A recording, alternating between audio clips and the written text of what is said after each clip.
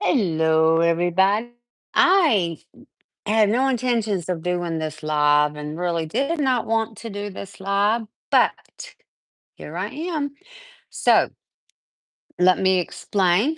Welcome back to Two Friends in the Bible. And if we have not met you before, nice to finally meet you. And if we have met you, welcome back. Okay, now I'm doing this live because we have not done a video in a while. And we got rid of our streaming service, which is one of the reason Flora is not on the video, is we have not updated or redid our streaming service, and so I can't bring a second person in without that streaming service. But I also can't do a recording unless I go live. At least I haven't figured it out. YouTube is just doesn't have a function where you can just record straight to YouTube. You really do have to have a streaming service. So anyway, that's why I'm live, but it will record this and upload to YouTube eventually. So anyway, what I'm doing is maybe about a month or so ago, I guess. Um, the library where I take my granddaughter for story time had said something to me about wanting me to do a book club with them. And I love to read, so I'm like, oh, that'd be kind of fun. I like books. I would love to have a book club. And I thought about it and I prayed about it and I was really looking into doing it. But then it was like, I hear the Lord say, yeah, but you're going to be limited on what you can say, limited on what books y'all read, that type of thing. Why don't you just do it on your YouTube channel? There would be plenty of people out there who would probably enjoy a book club. Gives us something to do. Because we're not busy enough, but you never know when another like 2020 type thing happens, martial law, anything like that. So you never know, right? So it could happen. And so this will give us something to do. But now this does not mean we are not. We still have our eyes looking up to Jesus, waiting on him, and believe any second, any day he's coming back. And we know, and we still are very faithful in that belief. And that is not changed. And part of the reason we haven't been on here is because the Lord gave us this big project to do.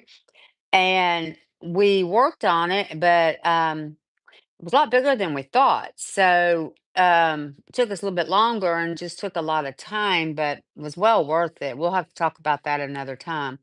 So as I'm sitting here trying to decide, do I want to do this book club? Is this what I want to do? Is that really something we should do? And I felt like, we are all, so many of us are on pins and needles. We have faith and we are not in fear, none of that. But, sometimes you're on pins and needles waiting to see, what's going to happen next. And sometimes, and just watching and waiting all the time can get a little, um, I don't know what the right word is for that, but I mean, I'm watching 24/7, yes, but finally came to the realization that it's okay to maybe let you have a mind break. So what better way to have a mind break than just to have a little fun, um,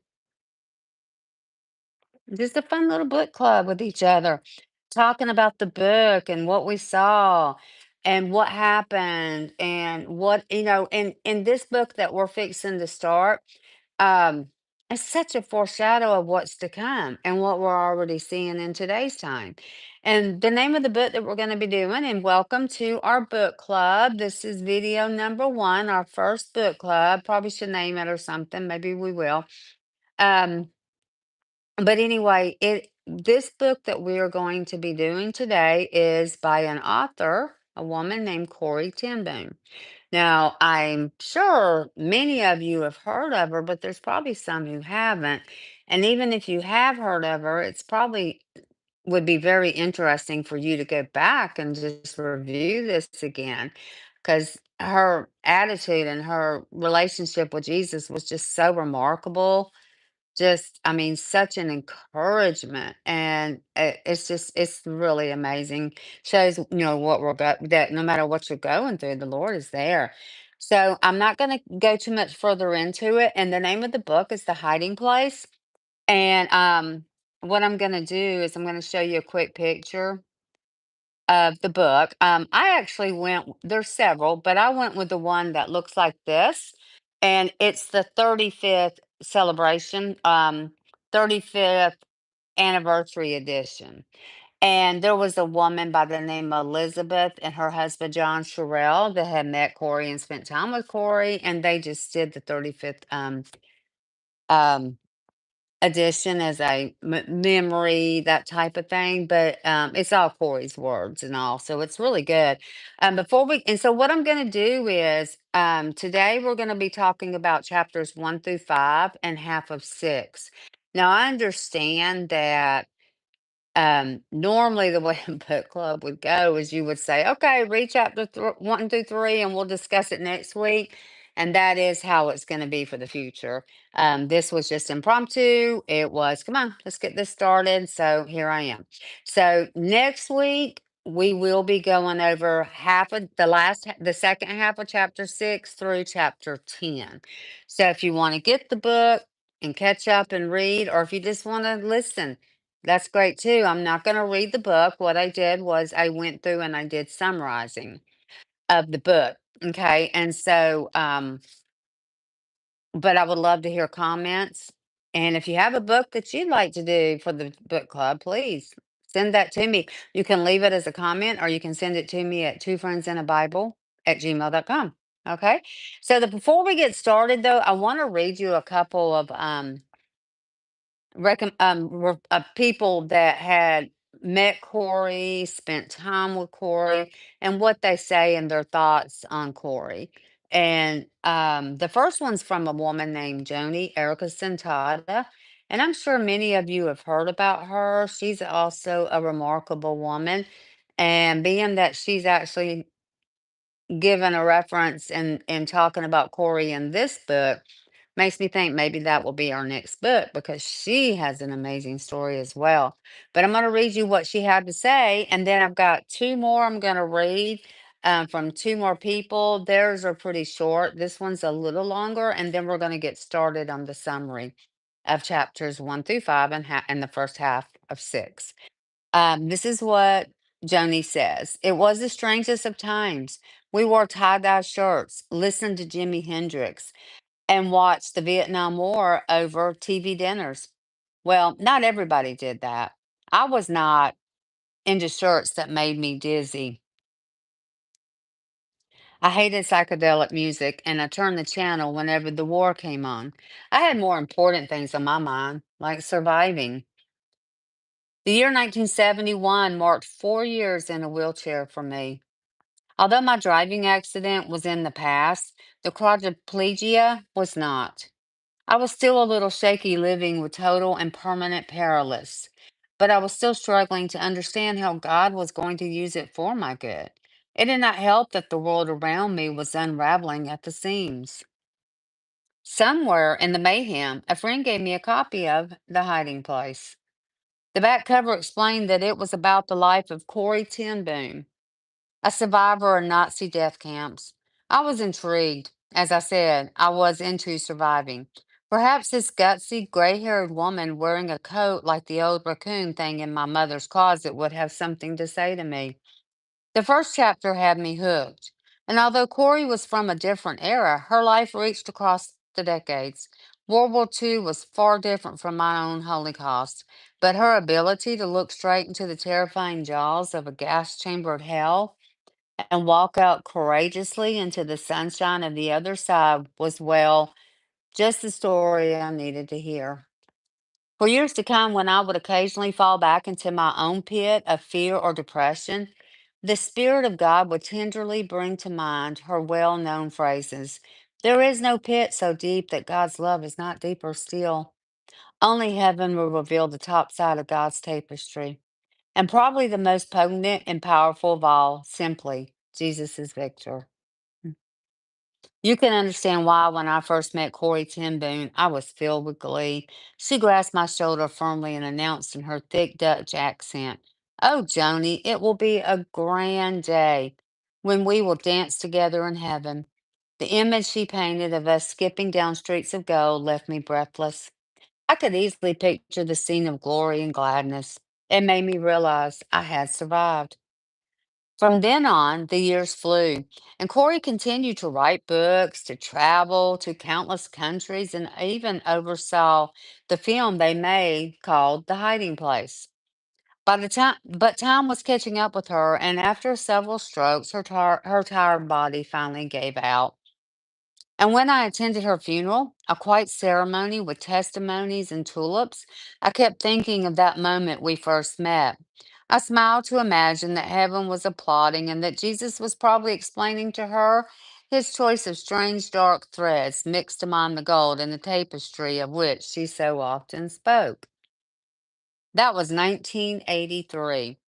The years have continued to march on, and sadly, things are no less crazy.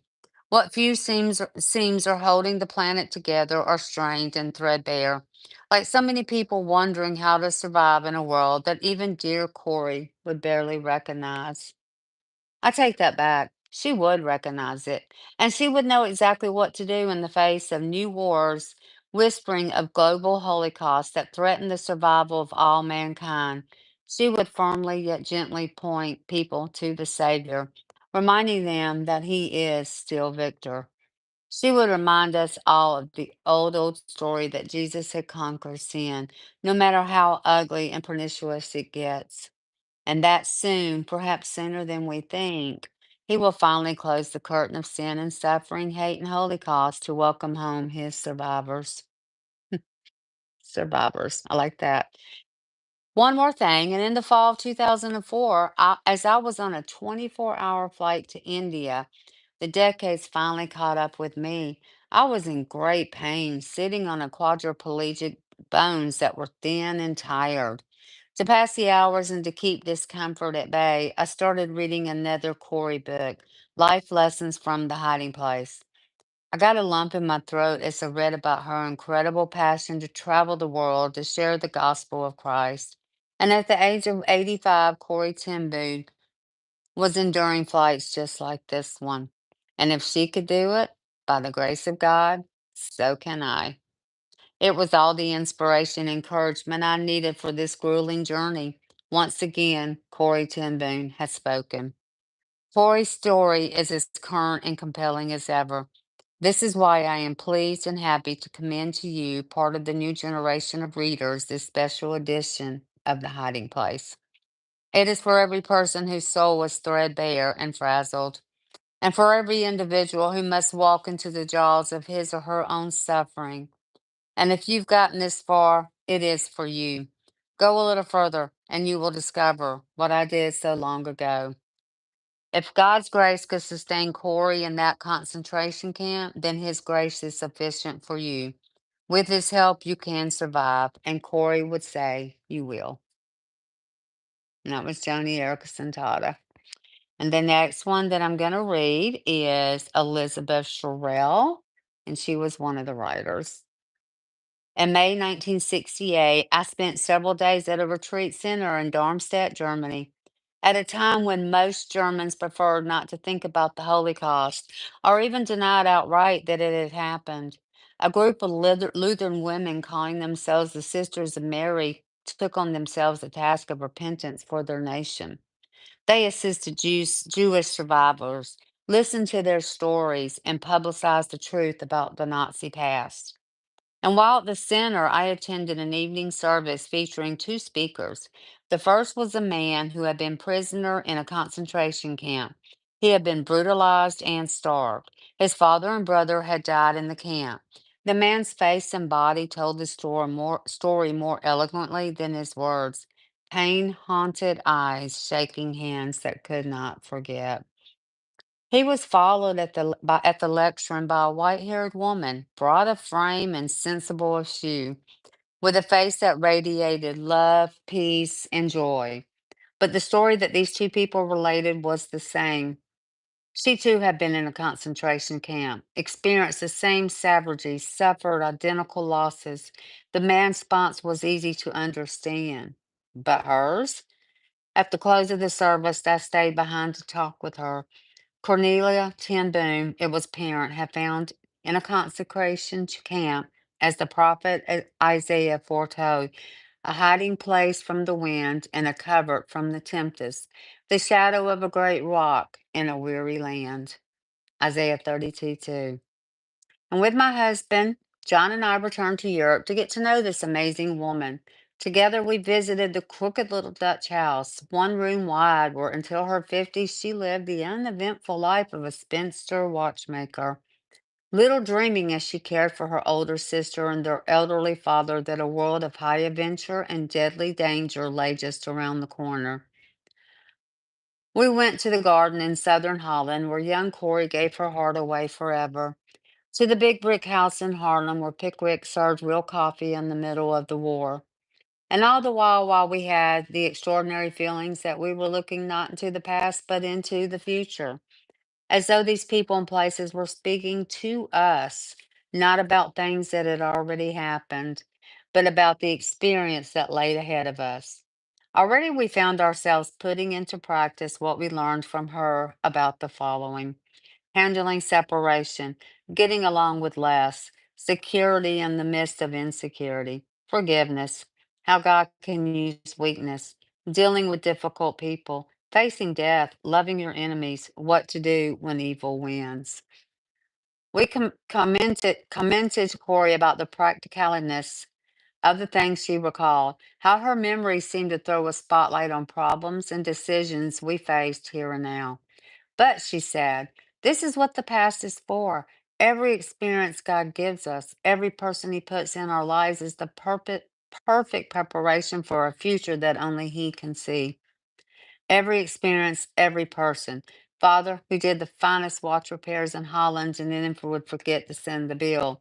Mama, whose body became a prison, but whose spirit soared free. Betsy, who can make a party out of three potatoes and some twice used tea leaves. As we looked into the twinkling blue eyes of this undefeatable woman, we wish that these people had been part of our own lives. And then, of course, we realized they can be. And I will say this, in my summary, I'm not going to do a whole lot on the parents and stuff because it would just be way too long. Again, why I highly recommend reading. Okay, and then one last one, it's not very long, and then we'll get started on the summary, is by a man named Brother Andrew, and he is the founder of Open Doors and the author of God's Smuggler. I don't know anything about him. I just thought what he had to say was worth reading. All right, so anyone who thinks Christianity is boring has not yet been introduced to my friend, Corrie Ten Boom. One of the qualities I admired best about this remarkable lady was her zest for adventure. Although she was many years my senior, she traveled tirelessly with me behind the Iron Curtain, meeting with clandestine Christian cell groups in the days when this meant risking prison or deportation. They're putting their lives on the line for what they believe, she would say. Why shouldn't I? If Corey were alive today, I have no doubt she would insist on going with me to the current hot spots of persecution, and how she would delight in sharing her radical faith with bold believers, like the Christian Motorcycle Association, that wonderful group of men and women who often drive their bikes into poor countries, then give them away to pastors who have no other way to get around. If you have never met Corey Ten Boom, the best way to enter into a lifetime friendship with her and her Lord is through the pages of the book, The Hiding Place. And that as it celebrates its 35th year celebration. A new generation is responding to her ringing challenge. Come with me and step into the greatest adventure you will ever know. I thought that was really good. So now I'm going to go ahead and summarize the first five chapters of the book and also half of chapter six. Now, I will tell you, chapter three is talking about her and Corey and a man that she had met that she really fell in love with. And I think he fell in love with her too, but circumstances kept them from being able to be together. And she knew she would never be able to love anyone else. And so she made the ultimate decision to not get married and ever. And that is what chapter three is about. And then some of the other chapters, some of the chapters are about the mom and the dad and stuff. I didn't go into too much of that because again, it would have made this way too long. So, but I do highly recommend reading it because it does give an idea of her life, her childhood, where she came from, what kind of parents she had, that type of thing. So if you've never heard of Corrie Ten Boom, my prayer is that this book club and the hiding place will give you the same encouragement that it did for me. Really, really, really enjoyed it. And where did the hiding place come from? The name hiding place? Well, we're going to find out as we're reading the book, but it was named after Psalm 32:7. Thou art my hiding place. Thou wilt preserve me from trouble. Thou wilt compass me about with the songs of deliverance. Okay, so and of course, the hiding place became something really big, but that is where they took the name. It's from Psalm 32:7. And one last verse I want to read that Corey was very big about saying and preaching and teaching. Um, and it's First Thessalonians 5:18. Be thankful in all circumstances, and everything give thanks, for this is the will of God for you in Christ Jesus. And you'll understand as we get further into the book about how difficult sometimes being thankful is, but how much better it is when you are, and to give thanks in all circumstances. Okay, so Corey, she was born April 15th, 1892, in Haarlem, Netherlands, and she died April 15th, 1983, while living in the United States. Interesting, she died on her birthday. My grandfather died on his birthday, and that's very rare. Well, Corey had she had four siblings. She had Betsy Ten Boom, one of her sisters, William Ten Boom, and a sister, Johanna Arnaldo Ten Boom, who went by the name Noli or Nolly. So I'm just going to start calling her that for the rest of the book because it's much easier. And then the fourth child was a son. His name was Hendrik Jan Ten Boom. He was born September 12th, 1888, and he passed away March 6th, 1889. So obviously he was an infant, guess about 8 or 9 months old when he passed away. Um, Corey's parents were Casper Ten Boom and then Cornelia Johanna Arnaldo Ten Boom. At the time that the book really starts focusing on, and at the time the events of these things occur, William and Nolly were no longer living there. Corey's mom had passed away, and let's see, Nolly and William had moved out and gotten married. Her mom had passed away, and they also had three aunts living with them, but those three aunts had passed away as well by the time these major events in the book happened. And at that time, at that point, when all these things happened that we're going to talk about, there was only Corey and Betsy and Casper the dad living in the home. Okay, so as after Casper, his children were all raised. He actually went on to raise another 11 children who were homeless and provided them with not just a place to live, but a lot of love. And Corey and her sister, again, they never married. Betsy decided she didn't want to get married because she had had a lot of health issues and just didn't feel that was a good thing because she wasn't going to be able to have children and stuff. And so back in that era, I can see.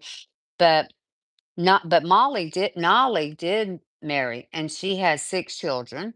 And William, he went on to become a minister after attending college in Germany. He married and had four children.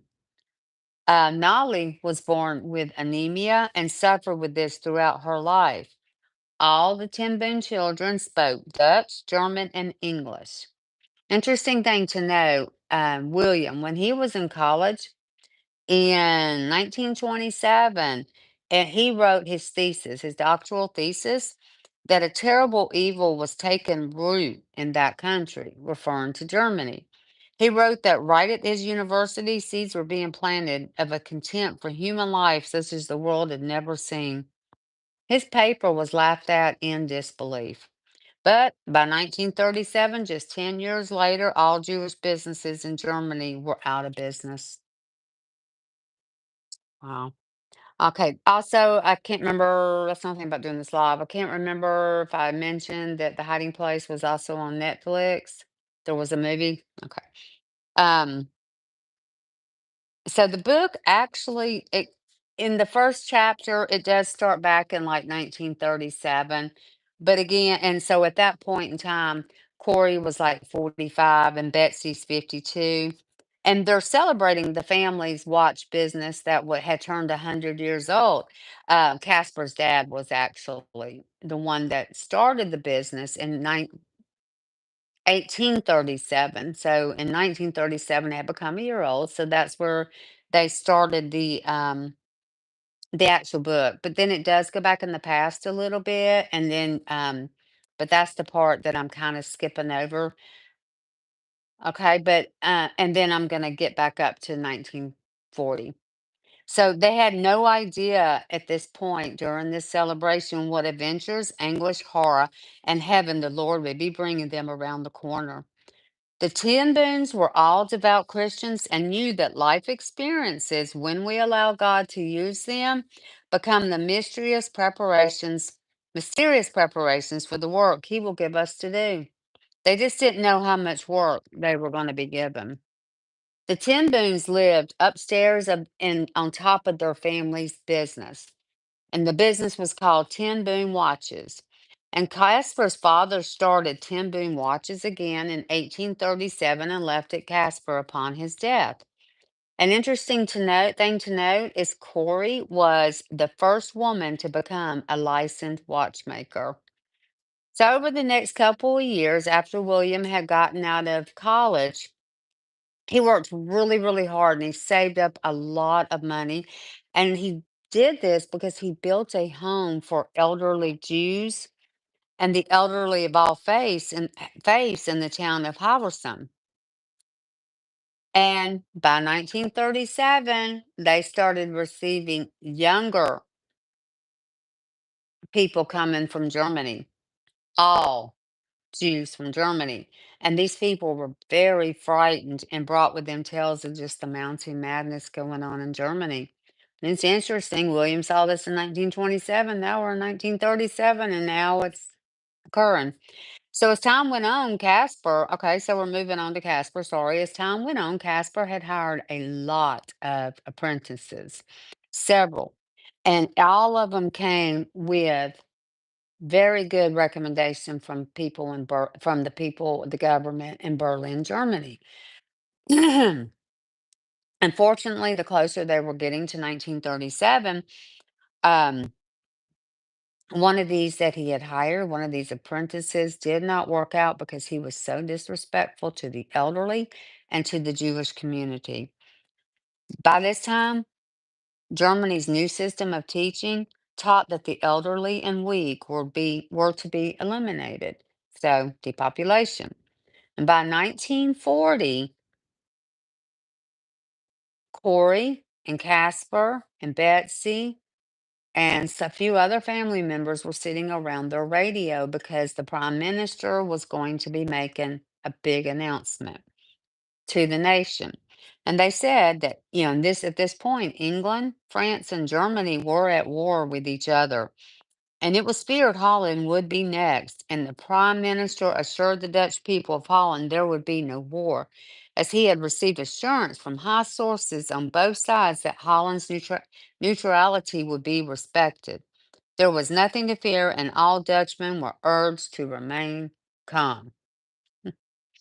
Caspar told the family there would be war, that was crazy. There was going to be war, and that Holland would fall, and that their leaders were giving false hope. Leaders were also being deceived, but they were given false hope. So another addition to Germany's new system of teaching is to lie to the people. So if they were lying to the people, why wouldn't they lie to your government? So anyway, Caspar went on to say he was sorry for all those Dutchmen who did not know or understand the power of God, Father God, for they will be beaten, but God will not. 5 hours after this broadcast came over the air by the Prime Minister, The family woke up to bombs exploding everywhere. Betsy and Corey immediately went into their knees and went into prayer. They were praying for the people that were injured, the people killed, the homes destroyed. They were praying for their country and they were praying for the Queen. Betsy, though, she went on to pray for the Germans in the planes doing the bombing as they had been caught up in the evil of Germany. And then Corey asked God to listen, but she asked God to listen to Betsy because she could not pray for those men. Corey then had a vision right shortly after this, and Corey, she wasn't one that had visions and stuff, but for whatever, well, we know what reason, but she had a vision right at this point, and it's a vision of this like old wagon, and it has like the cage around it, and it's being pulled by four black horses. And to her surprise in this vision, she sees inside the cage herself, Betsy, William, her brother, and then their young nephew, Peter, the one that played the organ, the national anthem, in this cage. And they were being taken away from their home. And so Corey, she tells Betsy, I had this vision, and she explains it to her. And sorry, I saw somebody pop up, but I can't see that far. Um, But Betsy's response to this vision, she said she didn't know what this vision meant, but it was enough for her to know that if God has shown them bad times ahead, it's enough for her to know that He knows all about them. And sometimes He shows us things to tell us this too. It is in His hands. Holland was able to hold out against this invasion for 5 days. The Ten Boons during this time kept the shop open, and most of the people just really wanted to come by to pray with Casper. Well, that same night, after 5 days, came the news that the Queen had left Holland. And the following morning, tanks were advancing across their border. News came later that day that Holland had surrendered. And Corey remembers the hardest part of the occupation in the first few months was getting used to seeing German soldiers in their uniforms everywhere in Holland. She said that was so difficult to see that. And the German soldiers visited their shop frequently, and it was to buy watches. They were paid good money. They were paid really good money. Well, she understood fluent German, and she was able to understand their conversations. And she realized, wow, these are just young men, just like the young men in Holland, and kind of understood a little more why Betsy was praying for them. And she said, and went on to say that they were talking about buying watches for their girlfriends and their moms. Um, Their curfew at this point became 10 p.m. That part did not bother the Ten Boons too bad because they were already in bed that time anyway. So that didn't bother them. But what did really bother them was the identity cards that had been put, each citizen had been forced to keep and on them and had been put into place. And what they were is they were like little small folders, and it contained their photograph and their fingerprints. And it had to be worn around their neck all the time, all the time, and if they were asked to produce it, it had to be done on demand, no questions asked. So now, also, you've got the Harlem, where they lived, police that is now under German command.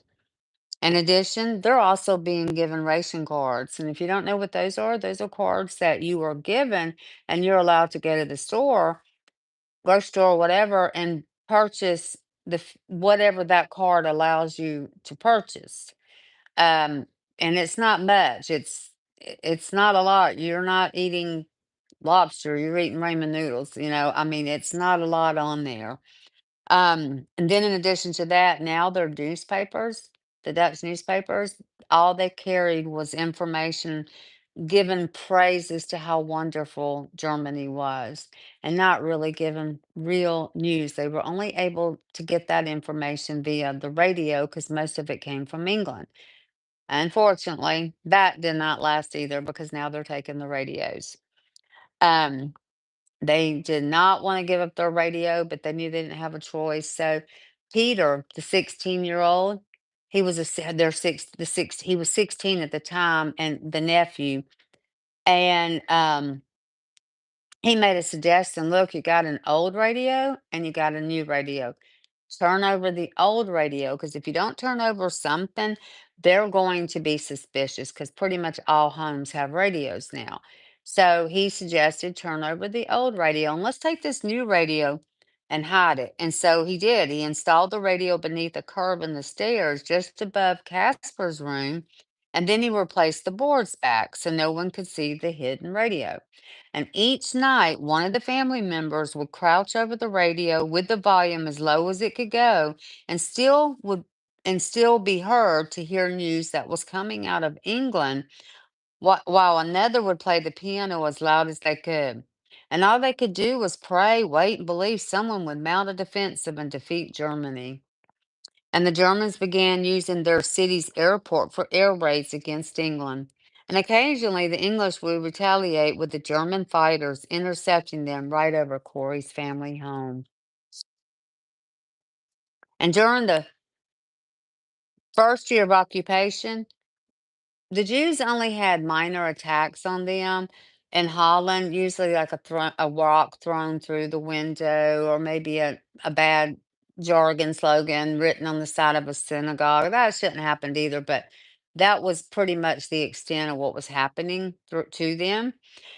Corey believes that the Germans were actually using these scenarios to test the Dutch to see how well they would go along with tormenting the Jews. Wanted to see how much they were willing to not fight about, how much they were willing to accept. So, unfortunately, though, there were many. The National Socialist Bond, NSB, Holland's organization of Nazi collaborators, grew larger, stronger, and bolder during the first year of occupation. Businesses, restaurants, parks, etc., started putting signs in the windows: no Jews. Jews were required to wear a five-pointed yellow star. Synagogues burned, and then Jews began to disappear. And now we're going into the second year of occupation, and this is in 1942. Bear with me, because this does lead up to what happens with Corey's family. Um, so Corey and her sister Betsy, they were outside, and all of a sudden a bunch of police surround the neighbor's house, and it's a Jewish man's house. And they go in and they get this Jewish man and they bring him out and they put him in the yard and they tie him up and bound his hands, and they go in and ransack his home and steal everything he has. And that upset Betsy and Corey so much that they ran over, they got him, and they brought him back home to their house. And Casper greeted him and said, "You're welcome. Come on in, come on in." Um, but they didn't know what they were going to do. What do we do? This man can't go back home. They've already, done this. What's next? And so they called William. And if you remember, William had opened the house for elderly Jews to see what he could do. Well, they wanted to see William and talk to William. But unfortunately, by this point, private phones had all been taken out of the homes. So now they had no radio, supposedly had no radio, no phones, and their food was being rationed. Um, they were having to wear those things around their necks to identify them. Kind of sounds like the end times, don't it? I guess that's why a lot of people thought that's what that was back then, huh? Yeah, definitely sounds like it though. Um, I'll probably, of course, we know it wasn't, but it does sound like, and that kind of gives a foreshadow of what we're going to be experiencing. Um, they're going to be taken over. Hi, Joanne. I did see that. Okay, so all the private phones have been disconnected. And so Corey couldn't call William and say, "Hey, what can we do? Can you come get this man? Can I bring him? What can we do?" So she had to get on a train and actually take a trip out to where he lived. And he wasn't there, because she wasn't able to tell him she was coming, but his son Kick was. And she told Kick what was going on, and he told her, "Look, have this neighbor ready as soon as it's dark." This point, the curfew was now 9 o'clock. So it gone from 10 to 9. And as soon as it was dark, Kick shows up and he takes the man away. And later, Corey sees Kick and she asks him, "What happened? Where is he?"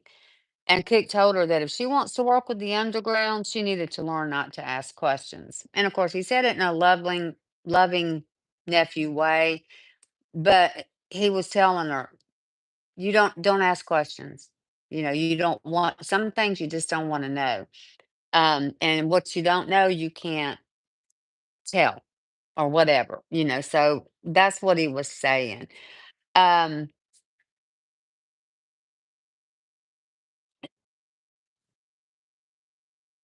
well, this really touched Corey. It really did. All she could do was it just bothered her really bad, and she wasn't sure where she was supposed to go with this. So what she started doing was she started helping the Jewish neighbors with picking up and delivering work, and also groceries and such, so that they wouldn't have to venture into town and help stay under the radar. In other words, she would bring their work to them. She would bring them food and things such as that, because this way they were able to kind of stay under the radar for a little longer, because the more they were in town, the more they were noticed, and they had to wear the big yellow stars. So, um, but the longer that she did this, she became closer and closer to these families, and she knew that one day there was a chance they were going to be taken away. And so she prayed, Lord Jesus, I offer myself to your people in any way, any place, and any time. And as the months went on, the occupation became harsher and harsher with all the rules. And now it was a crime to now sing the national anthem. So as you can see, a little is added, a little is added, a little added. They're depopulating. They're taking away their independence. They're taking away their security. They're just taking away so many things, just a little bit at a time. Curfew from 10 to 9, radio's gone, phone gone, that kind of thing. Um, so now we're like, again, 2 years after the occupation. Well, Peter, the nephew, was given a position as the organist at a church. And so the Ten Boons went to his church to hear him pray. The church was packed. And that was the one good thing about this occupation, is the church became very full, kind of like 9/11 in America. Um, and so that was the one good thing about it. It did get people in church. Well, Peter, when he was done and after closing prayers were done, most time people just get up and walk, leave the sanctuary or whatever and go home, right? Well, no, they didn't do it this time. They all sat up stiff like this, and they're just like, and Corey's like, what's going on? Well, about that time, she hears Peter playing the organ, and he's playing the national anthem. That was forbidden now, but he was playing it. And people, they were praising Peter for what he did. They were just, oh, Peter, this is awesome. This is awesome. Well, not Corey. She's pretty upset about it. She was upset with him for bringing attention to himself and his family. She was really not happy. And true to form, a couple days later, Peter was arrested and he was sent to a prison in Amsterdam. I don't believe it was a concentration camp per se, but it was a prison. And he was sent for several months. Well, 2 weeks later, right after this incident, and if you remember, Corey said, Lord, I will do whatever you need me to do for your people. And 2 weeks later, the first Jewish woman showed up at their house to stay. And Casper said, in this household, God's people are always welcome. And this is when the very first Jew showed up in their house. And this brings us to the halfway point of chapter 6. And I hope you guys really enjoyed this. And I'm gonna again in the week next week, Sunday or Monday. I'm not sure. Probably Monday is when they're actually going to be uploaded. Today I had some time to get it out, and I had to push. He wanted me to get it out. Um, but we will go through the second half of chapter 6 through chapter 10, and learn some more about what went on in Corey's life and family and what they did, and just chopped my head off. what they did to help the families and the Jews and whatnot. And so it's definitely going to be getting interesting. So I appreciate you guys stopping by. And please, again, if somebody's interested in having a little book club, something just to kind of have a what I always consider a mind relaxer. That's just what it is to me because we are all studying so hard and watching for the return of Jesus. So anyone that would be wants to is interested, please send it to them. Okay, guys, I thank you so much, and we will see you very soon. Let's see if I can figure out how to turn. Oh, and I shouldn't be allowed out in public sometimes. All right, well, y'all, thank you. You can get off if you. I don't know how. Okay, thank you, guys.